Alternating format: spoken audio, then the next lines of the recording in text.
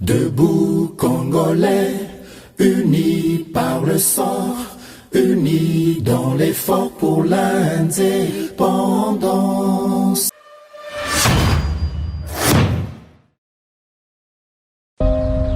Nous devons ensemble avoir conscience que nul autre que nous-mêmes ne viendra sauver notre nation et que cela exige de chacun de nous une mobilisation tous azimuts.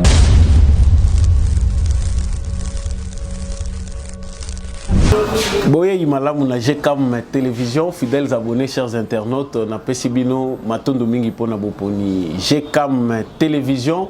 Merci pour la fidélité na bino pe confiance renouvelée na émission Debout Congolais, émission na bino yaba éclairé justice Yanzambe et ratakate justice Yanzambe motomo côté aishapaka na contrôle nango boyebi malamu ezaba maître mo to kotaka nango émission na biso linko lobaete salaka kaka malamu po nyonso zali ko sala topé composé comme acte ezali semence na yo soko mibengi yanke o mibengi malin yeba ke likolo na yo muto azali soki biso toza capable ya ko stopper yo te muto azali ya kosukisa yo soki pe biso pe toza komona yo te muto azali aza komona yo sala malamu il n'est pas tard pour changer.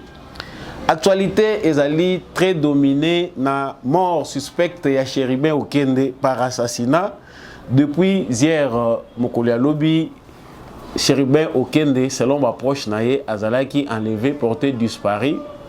Bah, rapport tout information que vous avez bango ezali kotalisa que yé akendaki na cour constitutionnelle pour na déposer mukanda par rapport à invitation ba pesa qui est na cour constitutionnelle akende ko répondre na mituna o baza ko tuna ye pour na makambo etali déclaration à patrimoine naye après avant et après exercice naé yakozala ministre. Cette information est démentie par l'administration à cour constitutionnelle au Bazali pour reconnaître que bayambaki kaka moko yaba collaborateur naé to représentant naé yaki kotika lettre qui dit vrai qui dit faux à qui profite les crimes parce que mokolo ya lelo ya tongo Chéribin Okende azali retrouvé mort na balabalo to bengi poids lourd na kati ya mutuka na ye criblé de balles.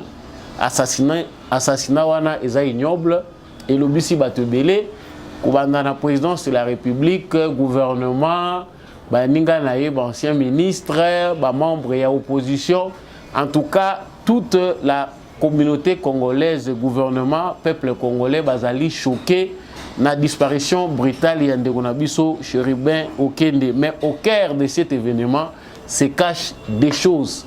Makambo ebombami na sima événement oyo yango tokolinga toyeba na bino na kati ya émission oyo azalaki enlevé na ba condition nini qui dit vrai banani baza ba premier suspect et bato musupe bazali ko accuser que pouvoir en place nde muteza responsable ya liwa ya Chéribin Okende. Dans tout ça vérité evandi pe wapi tokozala nango nyonso te me tokomeka komanyola na bino ezali na kati ya émission Oyo. Nous parlerons aussi na kati ya émission Oyo na makambo ezali koleka na Grand Katanga précisément mingi na o Katanga et pai wapi démonstration de force et salemaki ya garde républicaine armée na biso et salaki démonstration na balabala batou ba kamwa ki batou baza ko mituna c'est dû à quoi? Au cœur aussi de cette actualité se cache beaucoup de choses que nous allons apprendre avec vous. Que fait Kabila, n'est-ce pas, ce Grand Katanga? Pourquoi de temps en temps, Aza obligé à Kendekuna? Bah, secret Nini Bombami, n'est-ce pas, Grand Katanga? Qu'est-ce qui se prépare dans l'espace Grand Katanga? Tu veux que Kivu, Ezali na Bitumba. Mais na Katanga, Balingi Basala Lisusu, Nini, je vous garde de surprise na Katia, élément Wami Balé, Tokoloba Poete, tout ce qui ça, émission na biso, Yamukola Lelo, na Pesibino. Matondo mingi encore une fois de plus ndenge boponi GCAM télévision soki zambalano liboso au rejoindre biso et sengeli na yo ko s'abonner pour comme membre ya plateau des éclairés to bengaka Debout Congolais. N'oubliez pas de partager, surtout partage ndenge muteza ko sala makasi na chaîne Oyo.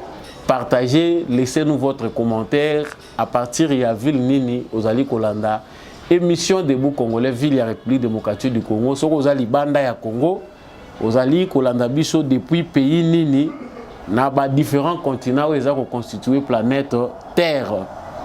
Voilà, je retourne dans l'actualité qui nous concerne aujourd'hui. Tous abissonions sont choqués, tous abissonions sont perplexes, tous abissonions sont en étonnement.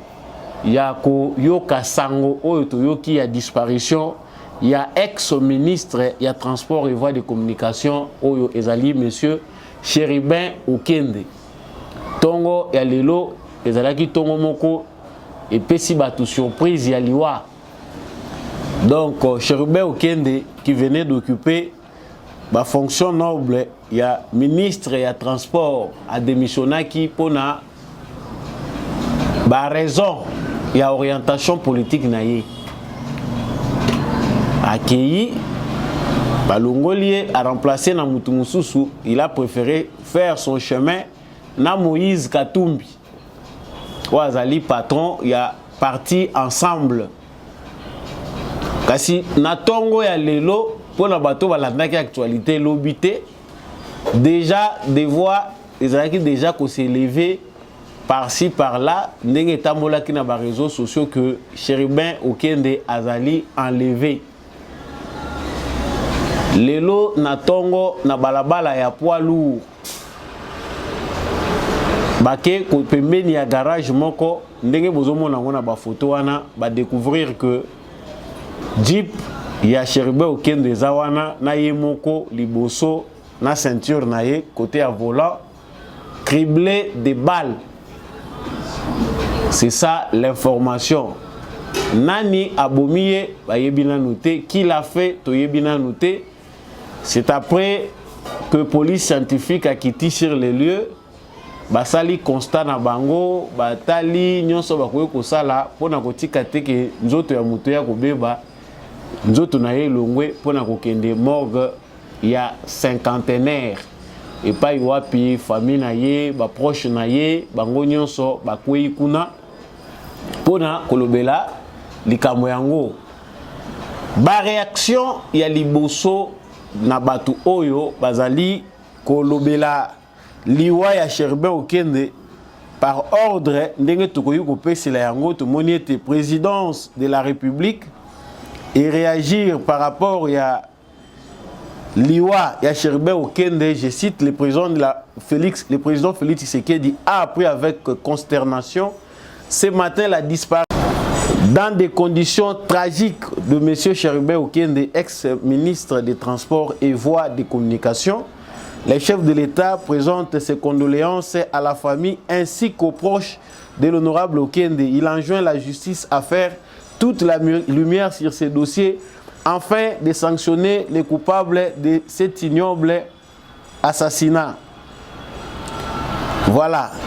Wanezali présidence de la République, ndenge bozali komonango et s'arrêter kaka na présidence de la République te gouvernement ya République démocratique du Congo via le ministre Patrick Mouyaya a appris aussi avec foi l'assassinat du ministre honoraire des Transports, l'honorable Chéribin Okende Senga. Tout en condamnant cet acte odieux, il a instruit tous les services de sécurité de faire diligence pour enquêter pour une enquête minutieuse afin de faire la lumière sur cet acte inadmissible. Le gouvernement présente ses condoléances les plus attristées à la famille. Donc, ndenge toza kolandango ba réaction ezali à tous les niveaux. Nangambu ya opposition tomoni Matata Ponyo, l'ancien président de répondre à la justice. Ndenge binomoko bozomonango, je dénonce avec la dernière énergie l'assassinat de Chéribin Okende, collaborateur de Moïse Katumbi. Cela est d'autant plus grave qu'il aurait été enlevé dans l'enceinte de la Cour constitutionnelle. Qui l'aurait cru? Nous sommes rentrés dans un régime de terreur et de dictature inqualifiable. Mes condoléances à la famille éprouvée et aux partis ensemble. Pour terminer, tous ceux qui sont na Ndeko Martin Fayoulou, qui lui aussi pense, je suis choqué et atterré d'apprendre l'assassinat de Chéribin Okende, porte-parole des Ensemble pour la République. Ces crimes odieux qui s'apparente à un assassinat politique ne peut rester impuni. Sincères condoléances à sa famille biologique et au parti Ensemble. Voilà pour l'ensemble de réactions que nous avons pu réunir pour vous. Ma réaction est à ébélé. Bah Congolais, il y a gauche comme il y a droite, il y a rouge comme il y a vert, il y a ba couleur union soto zalaka. Bah tuna batu, bah se dégager, bah tuna batu, bah exprimer bah émotion na bango, bah sentiment na bango face à événement haut. Mais ce qui nous concerne ici, ce ne sont pas les émotions. Ce qui nous concerne ici, nous, présents devant vous, c'est de savoir la vérité. Dès qu'on a biso à couper dans circonstances nini, marche nini singeli to sala. Pona komeka kozwa lumière concernant liwa oyo. Eloko ya liboso ekamusi biso awa nazo pesa bino petan bozwa nanu élément ya audio ezali tiré tango bana baza kolela papa na bango. L'authenticité de cet élément là est vérifiée bande ko musu bazo lobeza yango te. Je vous laisse d'abord suivre cet audio que vous avez déjà peut-être suivi et puis nous revenons.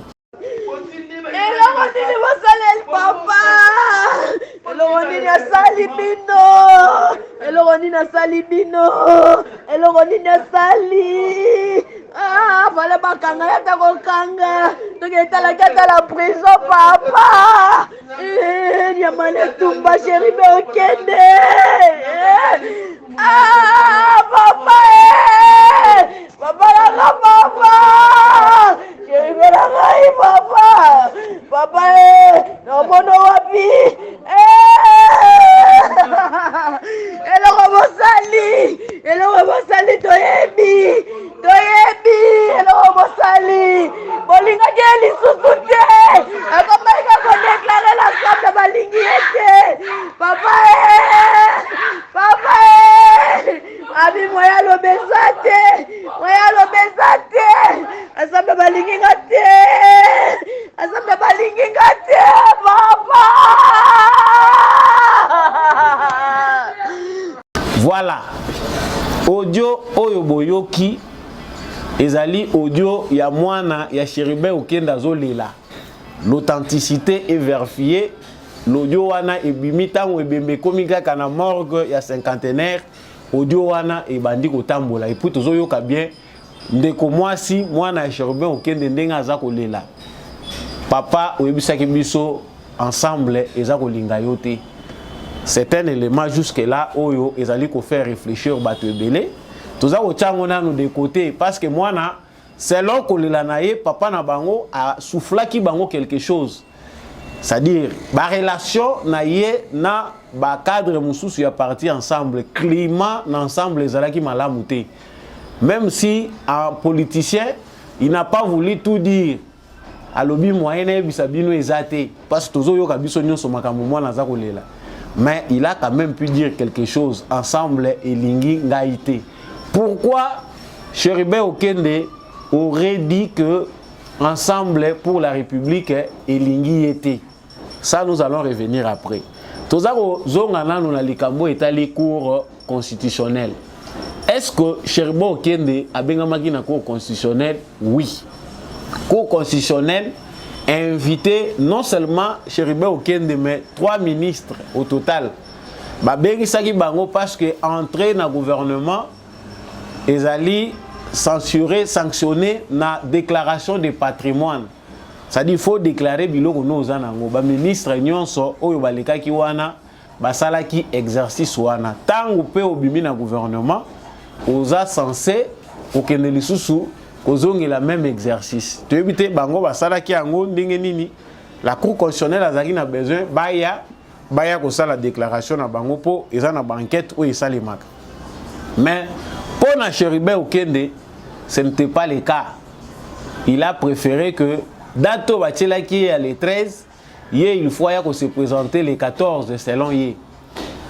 Ba proche na ye baza ko lobake ba enlever ye l'enceinte ya cour constitutionnelle bamusu balobi en face bamusu balobi proche ya cour constitutionnelle. Qu'est-ce qui s'est passé en réalité?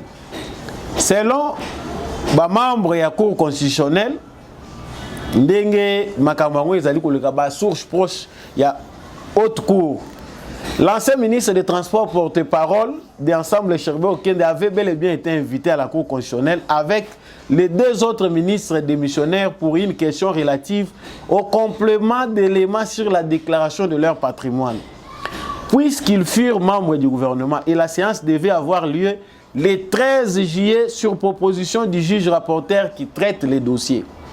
Cependant, c'est un collaborateur de l'ancien ministre Chéribin Okende qui s'est présenté à la cour pour réceptionner la lettre. Et c'est aussi le même collaborateur qui a déposé la réponse de M. Chéribin Okende fixant la séance de travail avec juge rapporteur pour ce vendredi 14 juillet 2023. L'ancien ministre Chéribin Okende ne s'est pas présenté à la cour hier mercredi. Donc, Ndenge Binomoro Bolandi, confirmation, c'est bel et bien clair. Chéribin Okende ne s'est pas présenté à la Cour constitutionnelle. Collaborateur naye Oyo a se présenté à la Cour constitutionnelle et Zanan. C'est son chauffeur ou son garde du corps ou encore un membre du parti Ensemble. Ça reste à se savoir. Tu veux que l'enquête et que ça pour déterminer qui est ce collaborateur-là où il y a une lettre au nom de Chéribin Okende et qu'il est allé aussi lui-même récupérer cette lettre. Il est parmi les suspects numéro 1 parce que Azali paie élément d'enquête. Bon, pour la Mukolo ya lobby, Nani Mutu Oyo a déclaré premièrement que Chéribin Okende Azali enlevé. Chéribin Okende a se retrouvé qui na cour constitutionnelle pour ne pas entrer, envoyer son collaborateur. Il est descendu là à quelle heure? À Komaki Nangonganini. Na nini disparition na ye ezalaki constaté. Qui a constaté sa disparition? Nani ayaki na ye? Est-ce que ça garde corps na ye? Est-ce que chauffeur na ye? Na moment wana chauffeur na ye azalaki wapi? Garde corps na ye azalaki wapi? C'est bizarre. Ma question tozali komitu na biso nyonso na bino déjà ba élément ya liboso ezali yango wana biso nyonso lobby tozaki surpris. Na poko ya lobby tumoni information ezako circuler que Chéribin Okende Aza porteur disparu, c'est-à-dire enlevé. Banani ba enlevé, ils étaient en tenue civile selon ba proche naye, ba intimé ordre qui a kumba. Ba kenaye na destination inconnue. Cela s'est passé na cour constitutionnelle. Est-ce que police o ezali sur place na cour constitutionnelle bazali saisi na événement wana? Est-ce que ba témoin bazali ba koyi ko témoigner version oyo ezako pesama na ba collaborateur ya Chéribin Okende parce que la cour constitutionnelle est déjà quitte batikali ko yamba Chéribin Okende te ba yambi collaborateur na ye, que ça soit pour la réception de la lettre, que ça soit pour na ko pesa bango oyo bango ba koye ko pesa bango comme lettre. Donc ici dès le départ tous ont constaté qu'il y a un ça ne va pas. Pourquoi Chéribin Okende est-ce qu'il a un problème ya kubanga cour constitutionnelle ba yebisaki ke ba kokanga ye? Pourquoi il a préféré que son collaborateur soit là? Ah, peut-être que les politiciens na biso balingaka ki makambo na bango justice bango balingaka ngo mingi te yo kende ko salela ngai.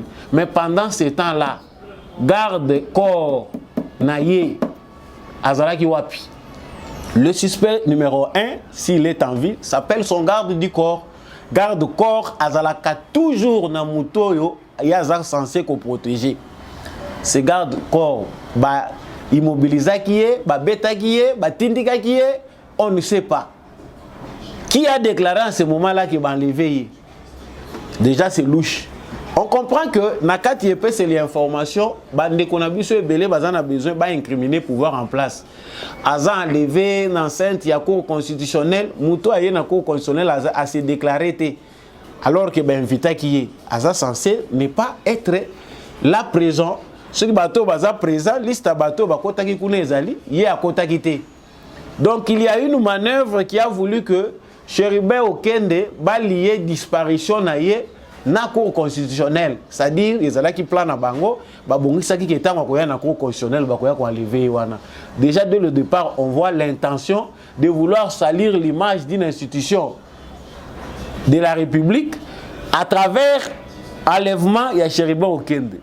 Deuxième élément, les alindenge toke ko découvrir place oyo ba bomelier. Distance entre cour constitutionnelle na place oyo mutuka Chéribin Okende za ko se retrouver. c'est autant de kilomètres. Si on n'a pas bon tu éviter qu'on ça là kilomètres quand même ba tu va yebi balabala poids lourd au longa cour consolaire na Gombe. Ti oya ko koma bisiko bango basundoli mutuka wana na bisika ba betelier babal, il y a beaucoup de choses. On commence d'abord par ce qui est faisable dès le départ. Lorsque crime ya mutu est constaté, il y a des enquêtes qui doivent suivre. Mutu wana akufi na condition nini, akomaki awa ndenge nini, babala zui na nzoto eza ndenge nini, il avait problème avec qui, il a quitté sa maison, à quelle heure, ayebisaki batu ya ndaku na ye nini. Les enquêtes sont multiples de manière professionnelle lorsqu'il faut enquêter sur les crimes. Mais loko eza ko kamwisa biso eza rapidité oyo na ba réseaux sociaux, la plupart ya batu oyo bazali proche ya Moïse Katumbi, bazali derrière Moïse Katumbi, baza ko publier information wana en insistant que régime Félix Tshisekedi ne mutu ebomiye. Les communiqués de la présidence de la République Toyoki Yango est surprise munene. Depuis que Félix Tshisekedi a un pouvoir, c'est pour une première. Toyoka ke opposant Moko Akoufi, ex-ministre Akoufi, babomie na ba condition eza yangote. Les gouvernements aussi, baza saisi, ndenge boyoka ki bango, balobi ke bazali vraiment étonné pe baza ko senga ke banquette et salima. Déjà banquette ezali en cours. Pour savoir ko déterminer ba fait ndenge nini ndeko Chéribin Okende akufeli. Ba condition ya liwana ye eza suspect, il faut banquette ebele salima. Mais en attendant ebembe bake nango bake ko bomba ngona na morgue ya cinquantenaire. Ndenge boza ko mona ngo wana. Na kati ya kolela boyoki vidéo na bandaki nango po mutu nyonso a comprendre ba élément nyonso toza nango. Mwana tango bazoya kolela papa na bango apesi biso pe matière ya réflexion. Les relations au sein du parti ensemble tata na bango bandai déjà ko se plaindre que ba relation na ensemble eza malamu te. Ensemble balingi été. Roula ensemble balingi été. Moyen yebisa bango makambo nyonso ezati. Pour les politiciens, c'est quelque chose qui doit déjà nous pousser à beaucoup réfléchir. Ata oza kokufa makambo nango lobi na kokufa nango eza politique. Zala ata na mutu moko ya confiance oyebi kopesa yeba vérité. On ne sait pas si la femme de notre illustre disparu maîtrise quand même certaines informations sur le climat. Il y a ba relation oyo ezalaki Chéribin Okende azalaki ko entretenir na ba collègue na ye mususu ya ensemble parti ya Moïse Katumbi. Bandeko nanga o nyonso tolobeli awa eza ba fait. C'est-à-dire ba fait ndenge lekeli. Chéribin Okende est revenu de l'Afrique du Sud, il est venu spécialement pour répondre na makambo cour constitutionnel. Voilà ba information musu ezali ko bakisa. Qui a tué Chéribin Okende et pour quel objectif criminel suspect liboso nani? Tant que par rapport à l'habitude, on commence par le pouvoir de Félix Tshisekedi. Tant que normalement, par rapport à Ezali Moutou, par rapport au comportement de Tshisekedi. Pendant les 4 années où Azali président de la République, on ne voit pas un acte semblable à celui-là. Je ne préfère pas prendre la communication à Batoyo, Bazaliko, pèse information de manière insensée que Félix Tshisekedi a bomi opposant parce que ils ont déjà la kaki qui est à côté à Bangote. Du côté de Félix Tshisekedi, on cherche un élément pareil qui ressemble à cette manière de faire. Jusqu'au jour d'aujourd'hui, on ne voit pas un crime ou une façon de faire au Ekoiko Salake. De manière logique, bisoto zo crime oyo to chango na mutu ya Félix Tshisekedi. Ezate. Il n'y a pas quelqu'un tué comme ça à bout de champ balobi Tshisekedi mutaboma qui non. Ba ordre wana na ne pesa mate. Police na biso même pour les manifestants qui manifestent, nan ba pesa bango ordre te ke bobo mabatu. Il n'y en a pas. Mais qu'est-ce qui se passe? Nalobaki na bino na ba émission elekaki makambo ebele tolobaka wa bo négligera yango te. Des fois to sauvaka bato ça le savoir soki bato bakoko yokela biso na salaka émission moko awo tango ba manifestation ezali na kati ya kobanda entre ba 4 ndeko na biso bazali ko mibenga ba opposant na sali analyse na lobby ba acte na intention manière de faire oyo bandeko baza ko mibenga ba opposant baza nango ezali de plus en plus ko s'approcher par mimétisme qu'on ressemblait na ba méthode ya Kagame. Paul Kagame est prêt chaque fois qu'il veut se victimiser, qu'il veut attirer la sympathie de la communauté internationale, Oyo Amesana déjà qu'on manipulé, de tuer ses propres frères Tutsi pour Achango na mitu ya ba Congolais, Achango na mitu ya ba Hutu génocidaire. Comme ça, on va le laisser le libre champ. Il y a qu'à commettre des crimes. On a la protection, il y a Batouti Oyo Bazali menacé. J'ai fait une analyse comme ça, Batoubolanda Kangana émission dans lobby, proche et belé à Moïse Katumbi, il faut voir ça là très attention. L'enfant aujourd'hui crie. La relation à Cheribo Okende Nakuna parce que tu as vu que les problèmes qui se posent dans la partie ensemble à Katumbi, c'est que Batu belé bazali ya espace Kasai baza en conflit na batu mususu kuna et les méthodes ne sont pas les mêmes comme dans les autres partis politiques. Awa soki bateli au poison te bakoluka ba beta yo masasi bakoluka ba sala yo boy. Na kati ya parti ensemble méfiance ezali totale na batu ya Kasai qu'il reproche d'être très proche de Félix Tshisekedi. Baza bato ata ablakisi na yekaza malamu nazana bino nazo kote la bino bango bako continuer ko suspecter parce que bazo mona yeke aza mutu moko position eza clarté bango kuna bazo mona batu ya Kasai. Ça c'est la philosophie bato baza pembeni ya Moïse Katumbi baza na kati ya philosophie ya makambo Katumbi azo sala baza ko constater bongo. Les gens du Kasai qui sont dans les partis ensemble sont vus comme des agents et services et renseignement. Oyo baza kokota na parti na bango pona ko espionner bango. Ce que je suis en train de dire un jour bokoyo kango moko na kati kuna ko lobango ke biso batu tozaka na kati ya parti ensemble tout monde a ndenge nini ba suspectera biso et c'est comme ça la logique. Les partis de Moïse Katumbi voient très mal et suit de près bakasayon bazalaka na kati kuna. C'est ça aussi parmi les réseaux ezako sala ke Cheribe Okende c'est bien déclaré à lobby non yaza fidèle na Moïse Katumbi. Il faut qu'il y ait des parti naie, azonga na parti naie, il a démissionné pour des causes d'orientation politique. Lui il l'a fait. Mais pour na bango, na calcul pe na mitu na bango, bande ko mona makambo ebele. C'est parmi des suggestions. Ezali parmi ba suggestions ndenge tozali ko pesango bande ko na ngai, ba méthode o toza ko mona wa eza propre na Tshisekedi te. Il y a quoi assassiner les opposants politiques. C'est pour quel bénéfice? Le président que nous avons accédé à pouvoir et à la popularité. Le président a déjà que le peuple a soutenir. Est-ce que pour arriver à la fin, il faut y avoir des opposants politiques? Ça, c'est un coup qui ressemble beaucoup plus à Kabila et Katumbi. Bato baza quand même na ba méthode ou na ba maîtriser bien. Ezali Kabila na Katumbi. S'il y a des gens suspectés ici au Toyebi, baza spécialistes na Bakouya Boye. Ce sont les kabylistes et lui-même Katumbi qui a marché avec eux, qui savent qu'ils doivent faire des histoires comme ça. Tu sais qu'il va enlever la vie de Cheribe Okende. Parce que c'est lui qu'on acquise. Bamoussouba lobby, ba méthode, nous exigeons. Yo, on mène une enquête, te mettons comme on a makambo bima. Parce que bateau va commettre ba crime wana, ils firont paraître yu ba kozwa ba mususu.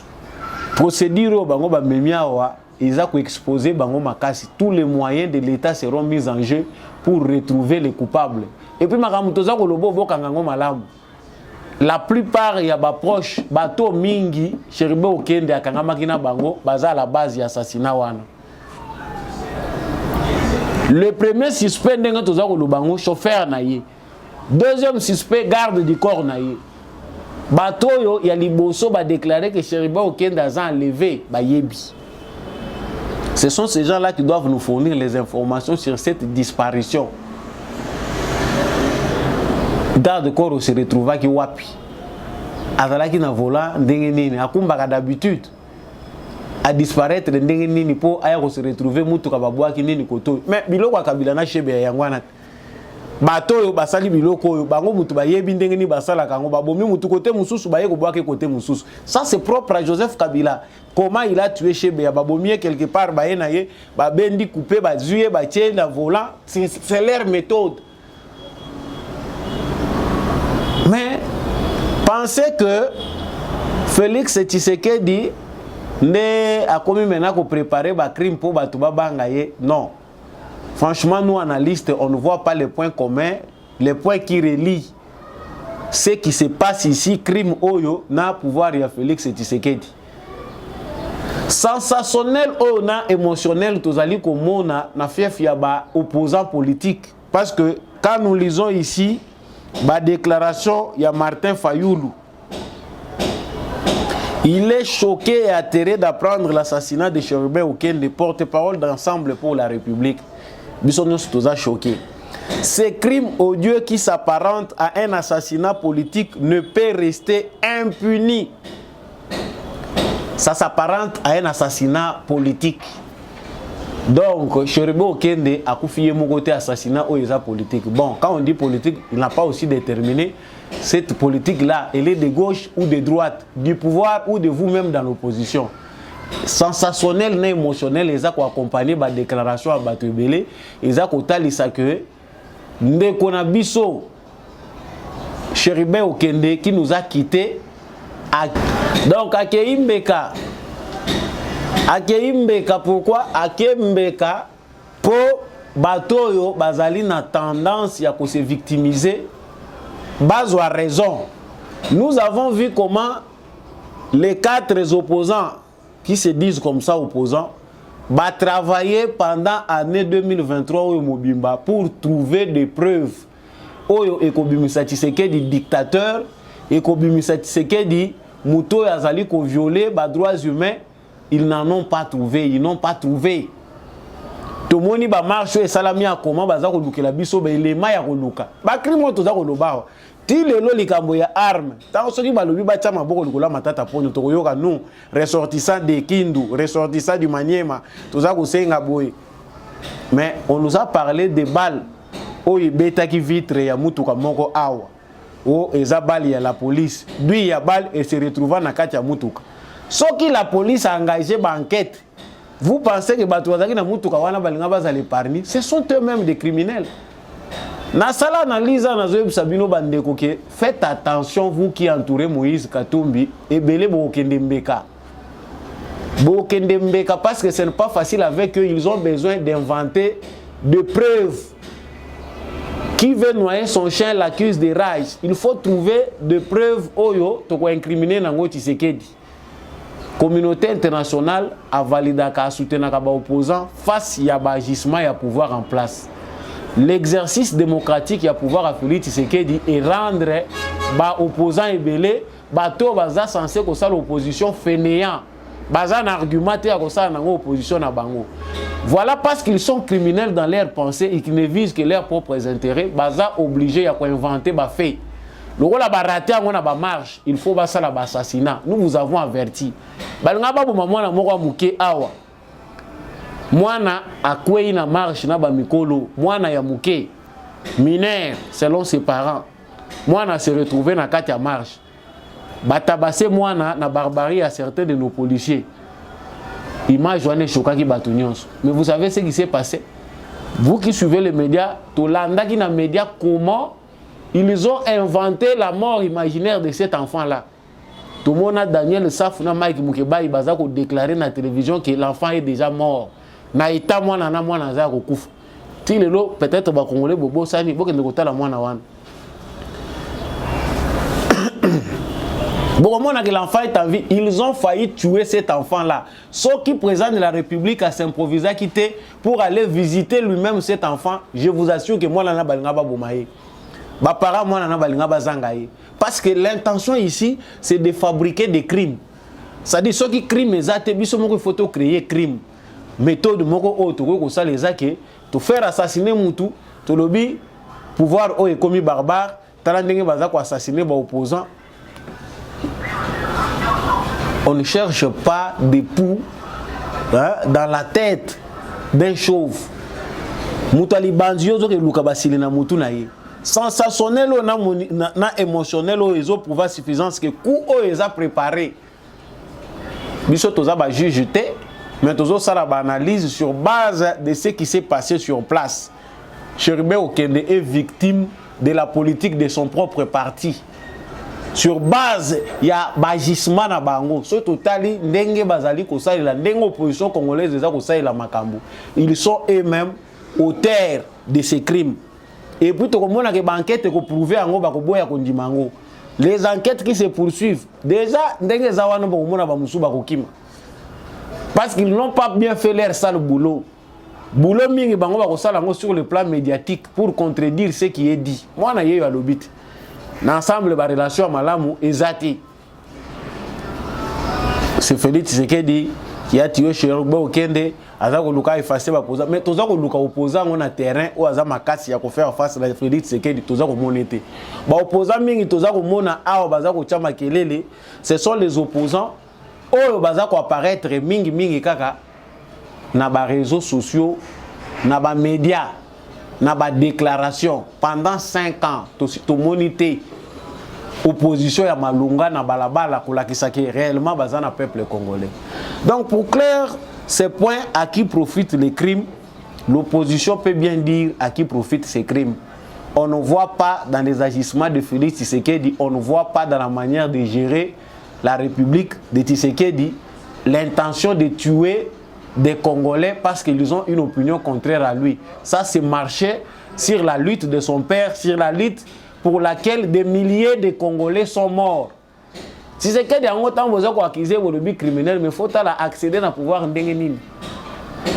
Le sang de beaucoup de Congolais ont coulé au nom de la lutte pour la démocratie et l'état de droit. Bah payer prix à sang. Si c'est que du oyo bato ba kende ko accuser bizarrement au fongoli monokolobi Tshisekedi ndé mutabomiye, Tshisekedi a tué un opposant. Oza kotala Tshisekedi a malamu toza ko yeba ete. Il est populaire.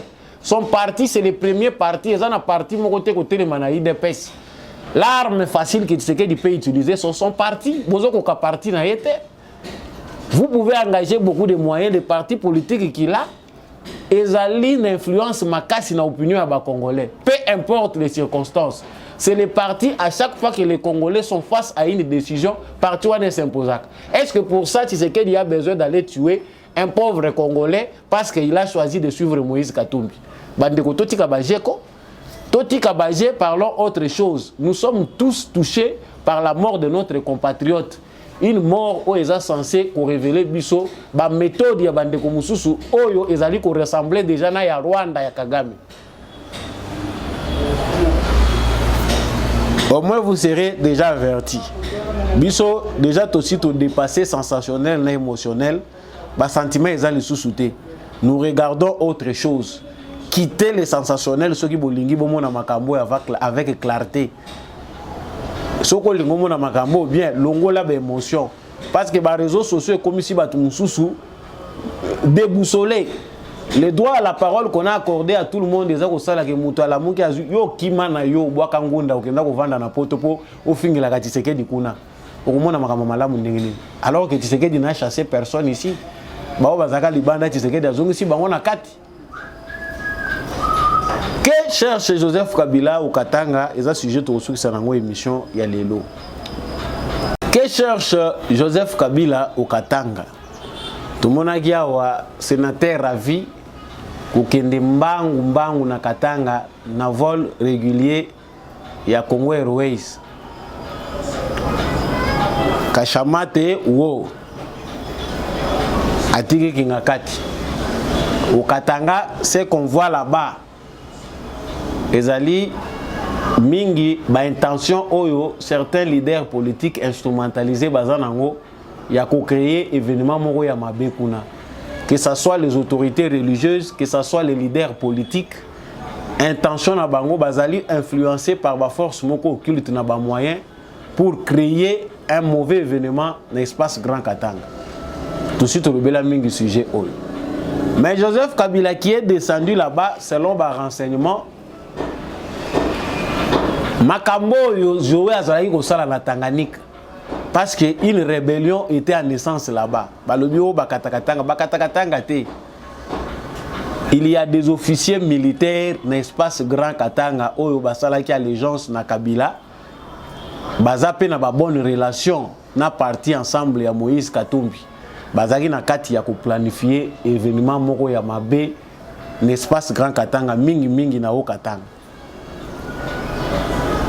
Objectif na bango ezalaki ba créer scission ba officier militaire wana bazali na Grand Katanga. Objectif na bango ezalaki que avec l'aide des milices qu'ils vont créer ba déclencher guerre moko ya munene na Grand Katanga. Tshisekedi a contrôler lisusu Katanga te. Étant informé de ce qui se passe au Katanga, parce que bandi lelote bandi kala bomonaki division spéciale ya garde républicaine et kita na Katanga pour dissuader ceux qui pensent que moi ba idée na bango mike derrière la corruption ba ko kende olongola Katanga et comme pays mususu.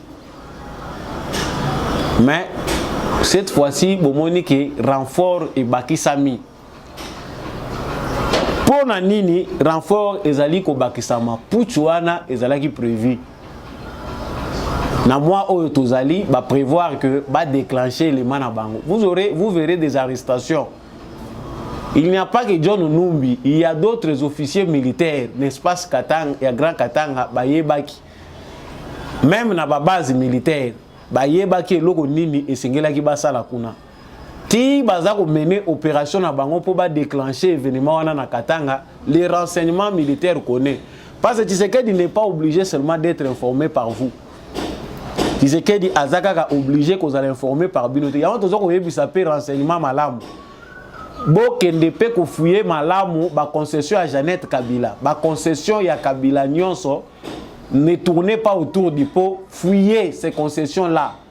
Ba sango tozo ko yoka malamu te ba concession wana ba mouvement eza ko sale makune eza kitoko te. Na ba mapangu na bango mususu ba pesi ba kombo na ba priorité ba propriétaire mususu. Voilà pourquoi pour na ko dissuader bango ce qui se passe au Katanga yangwana bato baza ko tuna me guerre eza na Katanga. Suivez d'abord cette courte vidéo ya makambo leki na Katanga nde tozongi. Lo ingine chapita ule kumbele.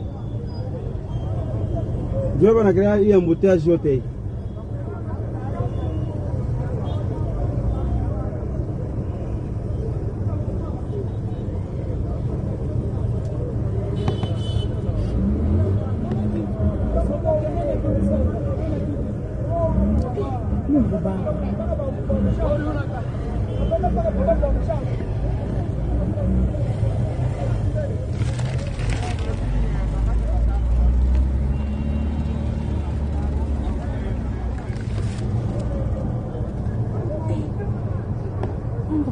Hii ndio gaje tena hii.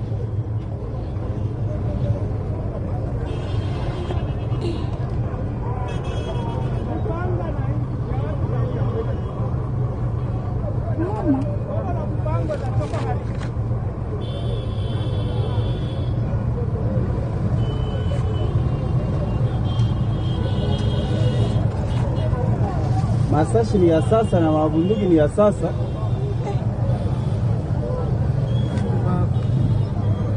Démonstration, il y a force au Moniwana ezali dissuasion. Ezali mission régalienne à l'État. Pour sécuriser, pour protéger l'intégrité territoriale à travers l'armée. Ce qui bino moi basoda mike boza bosi botondi déjà na mabumu boyebi ke Kabila avimbisa biso tosi tokoma riche. Nous devons loyauté, fidélité à Joseph Kabila. Ok, ba remplaçant na bino bazali. Ba bataille à Sikezali. Yango balakisi bango ce n'est qu'une petite démonstration. Ce que vous voulez oser, c'est un message. Réponse ba pesi na Joseph Kabila. Aventure olingo sala, ozane siko ko sala langwa wate. Armée à baluka kabongo pamba te baza ko pesa yo message indirect que cette aventure là n'a plus sa raison d'être à Wanakatanga. Donc, si va planifier kuna bango, va poni mikolo. Merci, félicitations à colonel Wana. Ah, tu veux félicitations à colonel Wana. Il y a quand même des compatriotes qui ont encore jusque-là l'essence. Hein? Il y a patriotisme. Bato baza ko comprendre que te ata to sala ka mabe, ata to zana kacha ko sala mabe. Mais tu peux permettre que mboka na biso intégrité territoriale na biso et à la mise en cause du collab intérêt mesquin ya ba individu. Tant que tu lobaka ke Kabila aza ko bousculer ye moko porte na ye à prison, ba musu bazomona tozo sala maseki. Mais en quelque sorte adversité oyo bango bazali ko présenter nango Tshisekedi comme obstacle ezali façon ya ko affermir. Félix Tshisekedi va encore renforcer davantage la sécurité de ces pays.